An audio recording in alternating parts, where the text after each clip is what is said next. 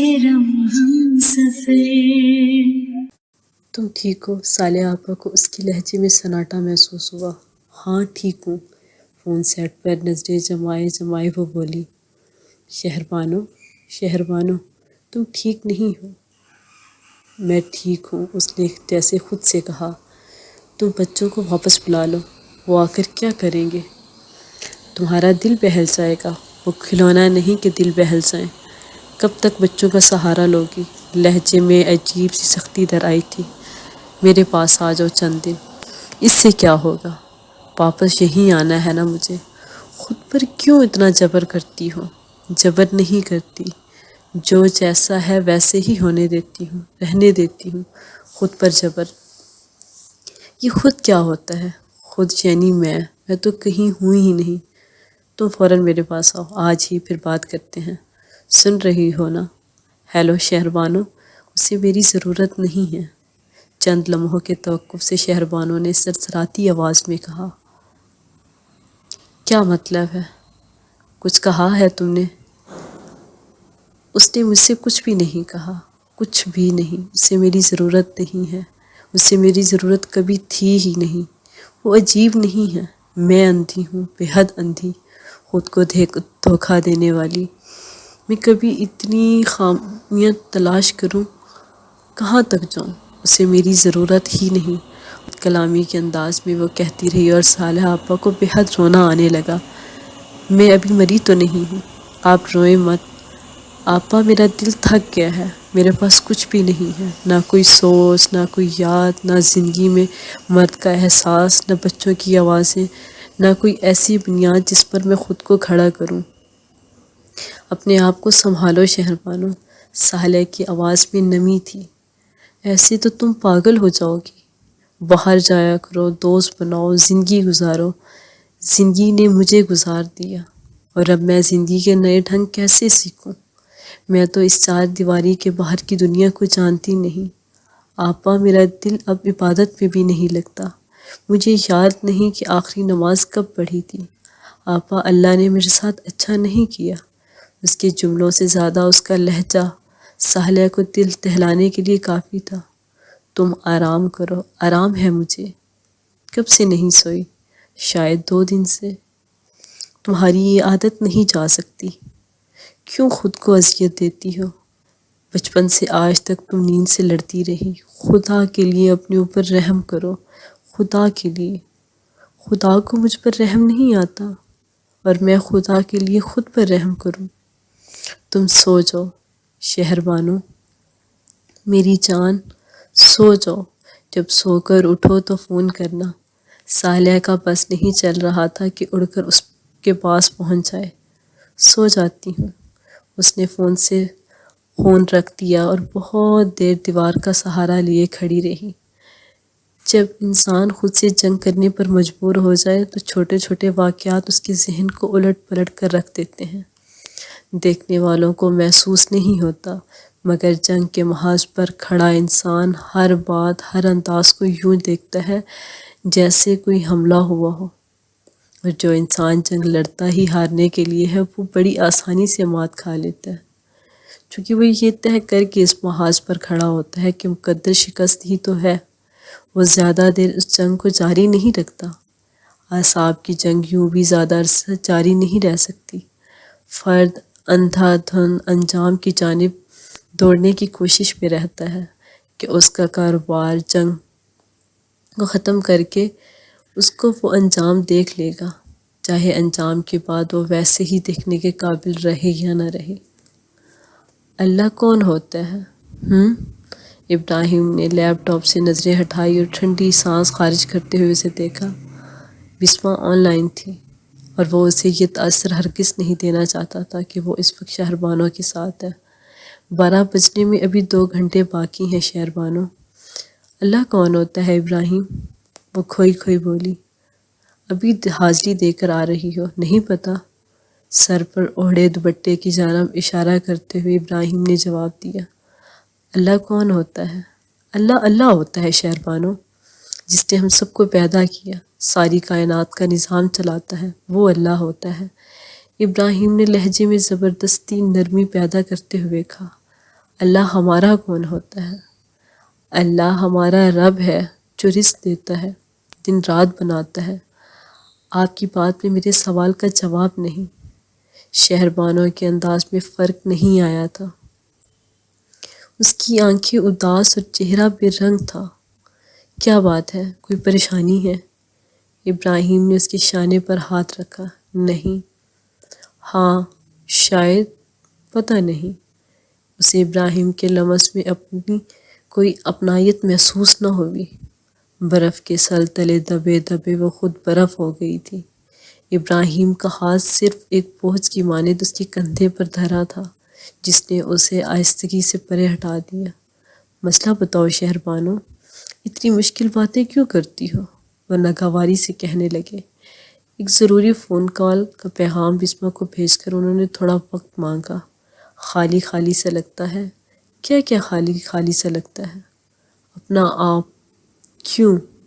بے توجہی میں پوچھے گئے اسے کیوں کے جواب میں اس کا جی چاہا کہ اس 14 سالہ رفاقت کو ایک ایک لمحہ ابراہیم کے سامنے لا کر کھڑا کر دے۔ جہاں جہاں وہ اکیلا محسوس کرتی رہی، ان سالوں کا گریبان سے پکڑ کر اس کے سامنے لا کر کھڑا کرے۔ اسے لگا کہ گھٹ گھٹ کر وہ مر ہی جائے گی۔ مجھے گھٹن ہوتی ہے، بہت گھٹن۔ پتہ نہیں، ہر وقت گھٹن کا احساس رہتا ہے، بے حد رہتا ہے، بہت زیادہ۔ پہلے نہیں ہوتا تھا، اب ہوتا ہے۔ گھٹن کا احساس بڑھ رہا ہے، گھٹن ہوتی ہے بے ربط آدھے ادھورے جملے۔ میں سوچتی ہوں کہ شاید کہیں کچھ کھویا ہوا ہے میرا، مل کر ہی نہیں مل رہا۔ مکمل ہونے کا احساس کیوں نہیں ہوتا؟ احساس ہوتا نہیں ہے مکمل ہونے کا۔ مجھے نیند آ رہی ہے، کل لنچ ساتھ کرتے ہیں۔ بسمہ کا پیغام ملتے ہی ابراہیم لیپ ٹاپ بند کر کے سونے کے لیے لیٹ گیا۔ شہربانوں نے اپنی آنکھیں ٹٹولی۔ آنکھیں نم تھی مگر آنسو مکمل نہیں ہو پا رہے تھے آنکھوں سے۔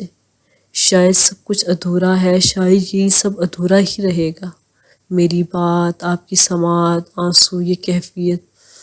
آہستگی سے اٹھتے ہوئے اس نے ایک اور نظر ابراہیم پر ڈالی۔ بتی بجھا کر وہ کھڑکی کے ساتھ کھڑی ہو گئی۔ باہر سے آتی ٹھنڈ یخ ہوا اس نے اپنے اندر یوں اتارا جیسے کئی دنوں کا پیاسا خود کو اپنے اندر اتارنے کی کوشش کرے، اور وہ پانی جو اس وقت کی سب سے زیادہ ضرورت ہو، جس کی ہر زندگی کا امکان ممکن نہ ہو، بدن میں جہاں جہاں سے گزرے اسے کاٹتا چلا جائے۔ میں تھک رہی ہوں میرے اللہ، میں تھک رہی ہوں، مجھے بچا لے۔ یہ کیسی بے یقینی ہے جو مجھے اپنے حصار میں لیے ہوئے ہے۔ کیا ابراہیم کا دل بدل رہا ہے؟ کیا ابراہیم کا دل واقعی ہی بدل رہا ہے؟ اسے مجھ سے محبت تو کبھی نہیں تھی، میں جانتی ہوں۔ ایک سرد آہ اس کے سینے سے اٹھی۔ ہاں میں پہلے جانتی تھی، مگر مجھے اتنا یقین تھا کہ وہ میرا ہے، اگر اسے مجھ سے نہیں تو کسی سے بھی محبت نہیں۔ اور یہ خیال تو پہلے کبھی آیا بھی نہیں تھا کہ مجھے اس کو بانٹنا بھی پڑ سکتا ہے۔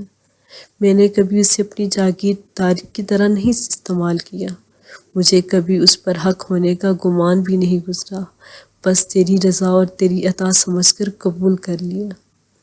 اللہ، مجھے مرض سے آشنائی اتنی ہی ہے جتنی مجھے ابراہیم کی سمجھ ہے۔ جو نصاب تو نے میرے لیے چنا، میں نے اسے دل سے یاد کیا، کچھ چوک نہ کی، اس پہ کچھ بھی نہیں بدلا۔ جیسے تو نے دیا میں نے منوعن قبول کیا۔ اب اگر یہ نصاب بدل گیا تو میں زندگی کا باقی ماندہ امتحان کیسے دوں گی؟ تو میں کیا کروں گی میرے رب، میرے پالنے والے؟ میں کہاں جاؤں گی؟ مجھ میں اتنا حوصلہ نہیں کہ میں اسے روز بدلتے دیکھوں۔ مجھ سے تو یہ سب نہیں دیکھا جائے گا۔ کیا مجھے یہ وہمہ لاحق ہے؟ کیا وہ بدل رہا ہے؟ وہ تو ایسا ہی تھا ازل سے، پہلے روز سے، شروع دن سے۔ اب ایسا کیا ہے جو بدل گیا ہے؟ میری چھٹی حس کیوں مجھے چونکائے دے رہی ہے؟ اللہ، میرے دل پر تاریک گھبراہٹ یہ کیسی ہے؟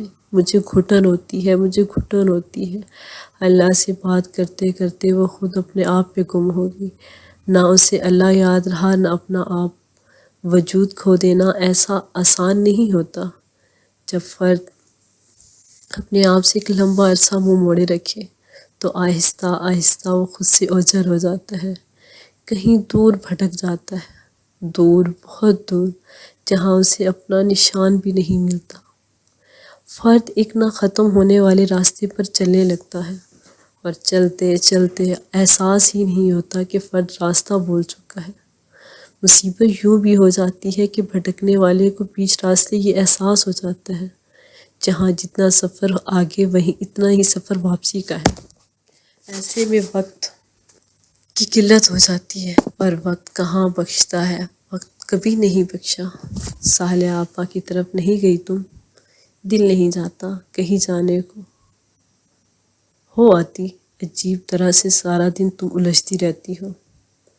اخبار کو طے کرتے ہوئے ابراہیم نے اس کو دیکھا تھا، اس کے انداز اور چہرے سے صاف ظاہر تھا کہ وہ کل رات پھر سے نہیں سوئی تھی۔ کاش خدا کے پاس دل ہوتا۔ برف ہوتے ہوئے اپنے ہاتھ شہربانو نے اپنی چلتی ہوئی آنکھوں پر رکھ لیے۔ ہو گیا فلسفہ شروع۔ اخبار میز پر رکھتے ہوئے ابراہیم نے شہربانو کو ناگوار انداز میں دیکھا اور کرسی دھکیل کر اٹھ کھڑا ہوا۔ اپنے دل کو گھر میں لگاؤ، خدا کی دل کی فکر نہ کرو۔ میرا دل گھر میں ہی ہے، سوگوار سی آواز میں وہ بولی۔ عمر کی کیفیت 24 گھنٹے طاری رہتی ہے تم پر، ہر وقت کی اداسی گھر میں آؤ تو عجیب موت کا سامان لیے بیٹھی ہوتی ہو۔ ابراہیم کے لہجے میں بے حد تلخی تھی۔ شہربانو جواب میں کچھ نہیں بولی۔ تلخی اب ابراہیم کے لہجے کا حصہ تھی، اس کے مزاج کا اہم جز بن گئی تھی۔ ہر بات اسے ناگوارا ہی گزرتی تھی، اچھی بات، بری بات، ہر ایک بات۔ کچھ شہربانوں کو بھی آدھی ادھوری باتیں کہنے کی عادت ہو چلی تھی، بات کرتے کرتے وہ رک جاتی، ٹھہر جاتی، محض اتنے لفظ کہتی کہ پیغام رسانی ہو جاتی۔ زندگی نے ایک نئی کروٹ لے لی تھی، اپنے پاس سمجھانے سے ضرورت محسوس ہی نہیں ہوتی تھی۔ ایک چپ اس کے اندر آ کر ٹھہر گئی تھی۔ کبھی کسی سے بات کرتے کرتے وہ خود اپنی ہی آواز سنتی تو چونک جاتی۔ لفظ ہوا میں بکھر کر منجمد ہو جاتے ہیں، اور وہ ان لفظوں سے بنتے بگڑتے زاویے دیکھتی رہتی۔ ہر وقت کچھ نہ کچھ بدل جانے کا احساس اس کا دل دھڑکائے رکھتا تھا۔ اس کے اندر ہر وقت ایک شور برپا رہتا تھا۔ ٹوٹ پھوٹ کی واضح آوازیں اس کے کانوں سے ٹکراتی تھی، اور اس کے معتزات اس کی قوت گوئی کم سے کم ہوتی جا رہی تھی۔ کبھی کچھ کہنے کے لیے لب کھولنا اسے عذاب لگتا تھا۔ محض چند لفظ ادا کرنے کے لیے اسے بہت کوشش درکار ہوتی تھی۔ بعض اوقات وہ بات کرتے کرتے تھکنے لگ جاتی، ایسے جیسے ہانپ گئی ہو۔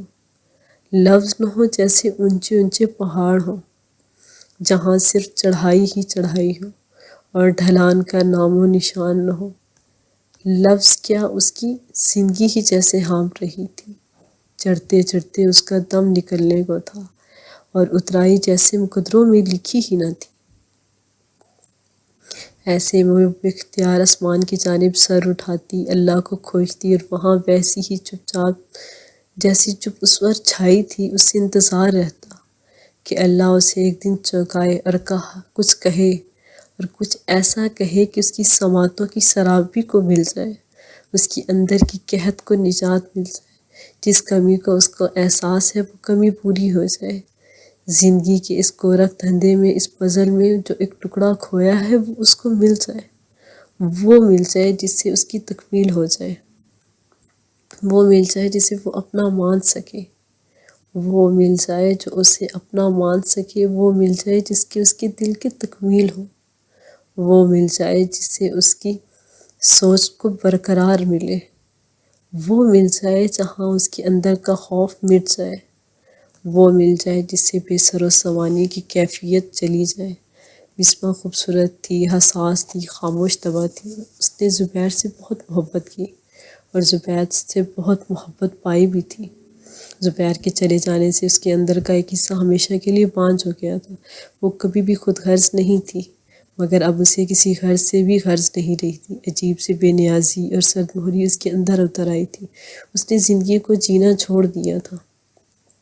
چپ چاپ صبح سے شام کرتے وہ جیے جا رہی تھی۔ اب ابراہیم کا اس کی طرف جھکاؤ بھی شاید اس کو مجبور نہ کرتا، مگر اپنے سگے رشتوں کے ہوتے ہوئے بھی جس طرح کی زندگی اس نے گزاری تھی وہ اس سب سے اب تھکنے لگی تھی۔ انہی حالات واقعات کی پیش نظر اس دن کی ملاقات کے بعد اس نے خاموشی سے ابراہیم یس لکھ کر بھیج دیا۔ وہ جانتی تھی کہ زندگی اب زبیر کے بغیر ہی گزارنی ہے، تو کیوں نہ اس شخص کے ساتھ گزار لی جائے جس کی آنکھوں میں اپنے لیے بے پناہ محبت دیکھی تھی۔ وہ جانتی تھی کہ اگر وہ واپس انگلینڈ بھی چلی جائے تو زندگی اتنی سہل نہیں ہوگی۔ بہت سے لوگ اسے زندگی کے راستے میں ملیں گے، مگر وہ بد کردار نہیں تھی۔ نئی نئی محبتیں چکھنے کا اسے کوئی شوق نہیں تھا اور نہ ہی وہ آزادی پسند تھی۔ اپنی ذات میں مگن رہنے والی سلجھی ہوئی روح تھی۔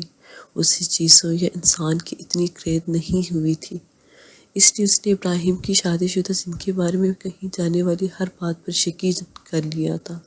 اسے ابراہیم کی تنہائی کا احساس ہوا تھا اور بلا شبہ اپنے روز و شب کے معاملات سے ابراہیم نے اپنی تنہائی کے اس تاثر کا یقین میں بدلا تھا۔ اپنی اور ابراہیم کی تنہائی کو ایک جانتے ہوئے اس نے بالآخر ہاں کہہ دی تھی، مگر پھر بھی اس نے کبھی ابراہیم سے خود ملنے کا نہ کہا تھا، مگر ابراہیم کے کہنے پر کبھی ٹالا بھی نہ تھا۔ ابراہیم اسے پسند کرنے لگا تھا، اس بات کا اسے بخوبی اندازہ تھا، مگر اس کیفیت کو محسوس کرنا فی الوقت اس کے بس سے باہر تھا۔ اس کے برعکس پہلی بار اس کے لیے پھول خریدتے ہوئے ابراہیم کو احساس ہوا تھا کہ اس کا دل اس کے لیے دھڑک سکتا ہے، ایسی دھڑکن جو اسے کبھی محسوس نہیں ہوئی تھی۔ بسمہ کے ہاتھوں کو بے اختیار دیکھتے رہنا اسے اچھا لگتا تھا۔ وہ بات کرتی تو کبھی کبھی ابراہیم اس کے ہونٹوں کی بناوٹ اور آواز میں اس قدر کھو جاتا کہ بامشکل اسے الفاظ کی سمجھ آ پاتی۔ سرور اور اطمینان کی جو کیفیت ابراہیم کو بسمہ سے مل کر محسوس ہوتی کبھی شہربانو کے پاس رہ کر محسوس نہیں ہوئی تھی۔ شہربانو بسمہ سے زیادہ خوبصورت تھی، دیکھنے میں بسمہ اور اس کا کوئی مقابلہ نہ تھا۔ ایک مماثلت جو دونوں میں تھی وہ یہ کہ دونوں کا باطن بہت خوبصورت تھا، دل اس کا کوئی مقابلہ نہ تھا۔ وہ نرم اور محبت سے بھرا تھا۔ کیا محبت شہربانو سے محبت نہیں؟ وہ اکثر خود سے سوال کرتا تھا۔ پتہ نہیں میرا دل کیوں بسمہ کی طرف کھینچتا ہے اور ایسے کھینچتا ہے کہ بس اس کا دل پر اختیار نہیں رہتا۔ بسمہ کے تصور میں ابراہیم یوں کھوتا چلا گیا کہ اسے اندازہ ہی نہ ہو سکا کہ اس کے ہر رنگ سے واقف شہربانو یہ سب محسوس کر رہی تھی۔ اپنی سرشاری اور خمار محبت میں وہ یہ دیکھ ہی نہیں پایا کہ ہر گزرتا دن شہربانو کے جسم سے خون قطرہ قطرہ کم کرتا جا رہا ہے۔ جتنا بسمہ کے لیے ابراہیم کی توجہ بڑھتی جا رہی تھی، اتنی ہی شہربانو اس سے تنہا ہوتی جا رہی تھی۔ جدائی اور دوری کے لمبے لمبے سائے ایک ایک کر کے اسے اپنے حصار میں لیے جا رہے تھے۔ ہر آہٹ، ہر آواز پر اس کا دل کانپ کر رہ جاتا تھا۔ ایک مسلسل خوف اس کے دل کو چوب کی طرح چپک گیا تھا اور زندگی کی رمق چوستا جا رہا تھا۔ صدیوں کا سفر اشروں میں اور اشروں کا سفر سالوں میں، سالوں کا سفر مہینوں میں اور مہینوں کا سفر دنوں میں طے کرتے کرتے وہ نڈھال ہو رہی تھی، بے حد نڈھال۔ شادی شدہ زندگی میں پہلی بار اسے اپنے گھر کا کام بوجھ محسوس ہونے لگا تھا۔ اسے لگا جیسے کہ سب کچھ اس کی ذمہ داری نہیں، یہ تو بیکار تھی۔ ابراہیم کی محبت کے انتظار میں وہ کب سے سر جھکائے کھڑی تھی۔ اس کا دل تمام دن ابراہیم کی محبت میں ہاتھ باندھے کھڑے رہتا اور شام کو محض چند پل کے سکے اس کی جھولی میں گرا کر وہ وہاں سے کھڑا ہو جاتا۔ اس کی روح تمام رات ابراہیم کی عبادت میں پرسجود رہتی، مگر ابراہیم کو اس عبادت سے سروکار نہ ہوتا۔ سالوں سے اپنے دل اور روح کو تسلیوں کی کہانی سناتی۔ بیوی اندر ہی اندر مر رہی تھی، اس کے اندر کی عورت بیدار ہونے لگی تھی۔ جسے مرد درکار تھا جو اس کا ساتھی تھا، اس سے زندگی بانٹتا، بستر بانٹتا، اس کی ہنسی بانٹتا۔ بنت ہوا کو ابن آدم درکار تھا، ابن آدم کو اس بنت ہوا کی خواہش نہ تھی۔ یہ کیسی ریاست میں مجھے جھونکا میرے اللہ، جہاں آدم ہوا کو ڈھونڈتا نہیں، اکیلا روتا نہیں، اسے حلال چیز سے نسبت نہیں۔ کیا ہوا یہاں اکیلی روتی رہے گی؟ آدم تو اسے ڈھونڈنے نہیں آئے گا، تو کیا وہ بھی آدم کو نہیں پا سکے گی؟ کیوں تو نے میرے دل ایسا اور ابراہیم کا دل اور طرح کا بنا دیا؟ میرا قصور بتا، میرا قصور بتا۔ وہ اپنے رب سے شاکی ہونے لگی تھی۔ سچ کسی خاص شکل میں آج تک ظاہر نہیں ہو پایا۔ سچ کی اشکال، موقع اور محل دیکھ کر خود بخود بن جایا کرتی ہیں۔ سچ کڑوا ہوتا ہے اگر فرد کے مفاد کو نقصان پہنچائے۔ سچ سنگ دل ہوتا ہے اگر کردار کا پردہ اٹھا دے تو۔ سچ عیب ہوتا ہے اگر عیب کو نمایاں کر دے تو۔ سچ ظالم ہوتا ہے اگر خیالوں کی جنت چھین لے تو۔ سچ کڑوا ہوتا ہے اگر جذبات کی پرواہ نہ کرے تو۔ سچ جلاد ہوتا ہے اگر بھرم کا پردہ چاک کر دے تو۔ مگر در حقیقت سچ کی فقط ایک ہی سچائی ہوا کرتی ہے، اور اس سچائی کا نام نجات ہوتا ہے۔ ٹھنڈی ہوا چل رہی تھی، اف اتنی ٹھنڈی۔ کھڑکی بند کرتے ہوئے شہربانوں نے اپنی شال اتار کر رکھ دی۔ ابراہیم خاموشی سے گم سم لیٹا، بظاہر ٹی وی دیکھنے میں مہو تھا۔ کیا سوچ رہے ہیں؟ بہت دنوں بعد وہ ابراہیم سے مخاطب ہوئی تھی۔ کچھ نہیں، اس کی نظریں ٹی وی پر ہی مرکوز تھی۔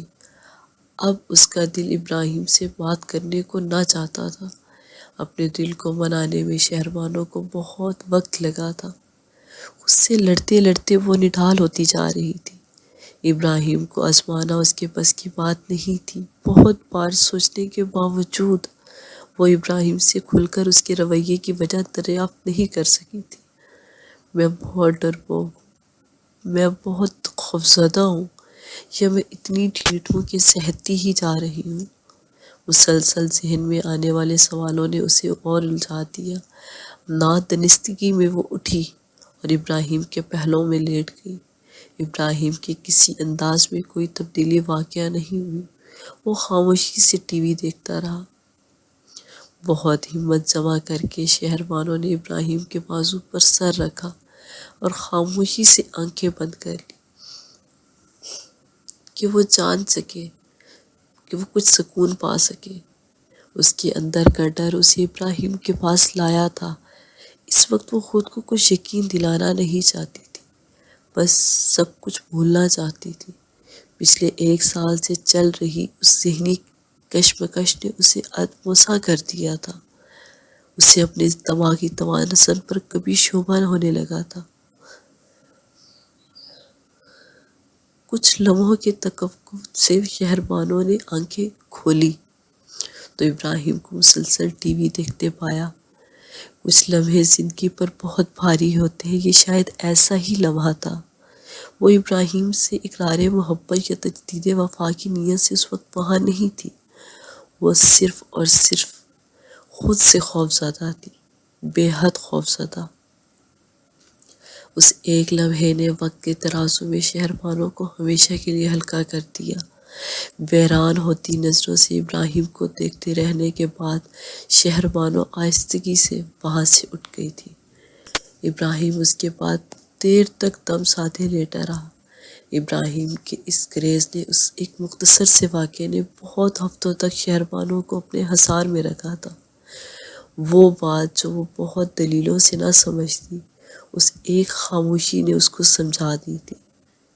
وہ بات جو وہ اتنے برسوں میں جان نہیں پائی تھی، محض چند منٹ میں اس پر ظاہر ہو گئی تھی۔ کچھ نہ کہنا ہی بہت کچھ تھا۔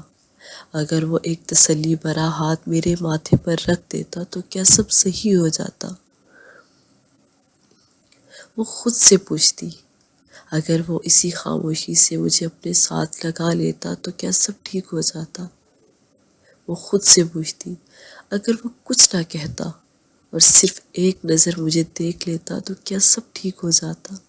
وہ بار بار خود سے پوچھتی۔ اگر وہ وہاں سے اٹھ کر چلا جاتا تو میری یہ خوش فہمی قائم رہتی، کیا وہ مجھ سے، میرے وجود سے خوفزدہ ہے؟ کئی دن وہ انہی سوالوں میں الجھی رہی اور اپنے آپ سے سر ٹکراتی رہی۔ آہستہ آہستہ اس کا دو غم و غصے میں ڈھلنے لگا، گویا کہ وہ اپنے غصے کا اظہار وہ کر نہ پاتی، مگر وہ جھنجھلائی رہنے لگی۔ اس سارے غصے کا مظہر اس ایک اپنی ذات سے تھا، اس کے سارے غصے کا محور اس کی اپنی ذات تھی۔ خود عزیزی مقام تک جانے میں روزمرہ کے یہ تمام رویے بہت مددگار ثابت ہوا کرتے تھے۔ غم اور غصہ بتدریج شہربانوں کو خود عزیزی کا معراج پر لے جا رہی تھی۔ خود سے الجھتی، سوال کرتی، وہ نیم پاگل ہوتی جا رہی تھی۔ جس زندگی کو حقیقت سمجھتے ہوئے اس نے زندگی کے معنی سیکھے تھے، وہ زندگی تو لہجہ لہجہ ریت کی مانند اس کی مٹی سے پھسلتی جا رہی تھی۔ زندگی جو عرش والے کا قرض ہے اور بشر اس کا تاوان دیتے دیتے ہلکان ہو جاتا ہے۔ جو زندگی اس نے گزاری تھی وہ کرائے کا مکان ثابت ہوئی تھی۔ وہاں سے شاید اب چلے جانا چاہیے تھا کہ حالات واقعات کوچ کی طرف اشارہ کرتے تھے۔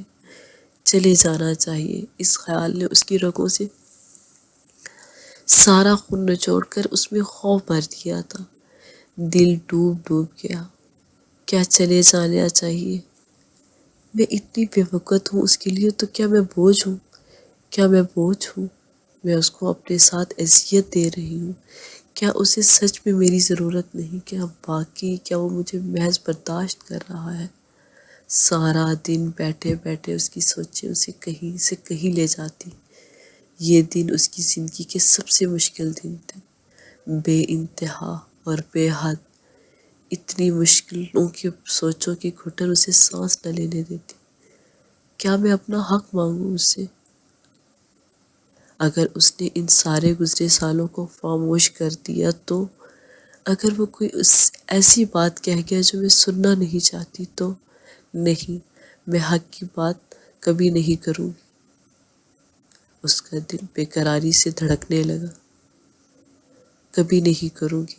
اس کے ہاتھ ہولے ہولے لرزنے لگتے۔ بے چینی سے وہ اٹھ کھڑی ہوتی اور پھر مزید بے چین ہو جاتی۔ اس کا دل چاہتا کہ اس ننگے پیر اس گھر کی دہلیز پر پار کر جائے اور اتنی دور چلی جائے جہاں سے اسے اس گھر کی آواز سنائی نہ دے۔ اس کی زندگی سے ابراہیم اور اس کی موجودگی زندگی کی کوئی یاد جڑی نہ رہے۔ اتنی دور کہیں جنگل میں جا رہے جہاں کسی انسان کا وجود نہ ہو اور وہ بس اپنے آپ کو کھوجتی رہے۔ دیوانگی کی اس کیفیت سے باہر آتے ہی اسے زندگی کی تلخ کا احساس ہوتا ہے۔ وہ اور ڈھہ جاتی ہے، سارا دن ایک ہی جگہ بیٹھے بیٹھے گزار دیتی۔ وہ کوشش کرتی کہ ہاتھ ہلائے، قدم اٹھائے، بات کے لیے منہ کھولے، مگر وہ کچھ نہ کر پاتی، کچھ بھی نہیں۔ زبان جم گئی تھی، ہاتھ برف ہو گئے تھے اور قدم اٹھنا بھول گئے تھے۔ وقت بڑھتا رہتا ہے، آگے کی سمت۔ وقت کا کام بھی یہی ہے کہ وقت تو کوئی اور کام نہیں۔ امید و بیم کی کیفیت میں گزرے یہ 8 مہینے شہربانوں کی زندگی کے سب سے لمبے مہینے تھے۔ وقت کاٹے نہیں کٹتا تھا۔ اس ایک رات کے خاموش واقعے کے بعد اس نے خاموشی سے بچوں کے کمروں میں سونا شروع کر دیا اور ابراہیم نے اسٹڈی میں۔ ایک دن دیکھا خاموش سا معاہدہ ان دونوں میں طے پا گیا جس پر دونوں ہی کاربند تھے۔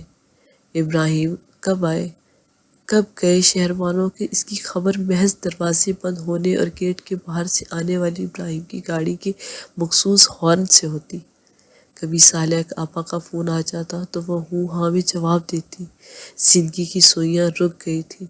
وقت کا گھڑیال جیسے آگے بڑھنے کی جلدی میں نہ تھا، مگر اسے گزرنا پڑا اور ایسے گزرنا پڑے جیسے روح نکلتی ہے آہستہ آہستہ، مگر سختی کے ساتھ ایک ایک سانس نکالتی ہوئی۔ اس گھر میں پھیلے ہوئے رشتے کی موت ہو رہی تھی۔ ہر گزرتے دن کے ساتھ وہ رشتہ مرنے کے قریب تر ہوتا۔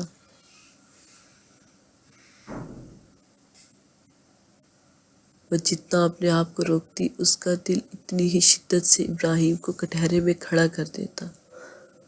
آج شاید وہ دل کے سامنے ہار گئی تھی۔ بے رنگ چہرہ، الجھے بال، گمسم سی شہربانوں نے دیوار گیر آئینے میں اپنا وجود تلاشنے کی کوشش کی۔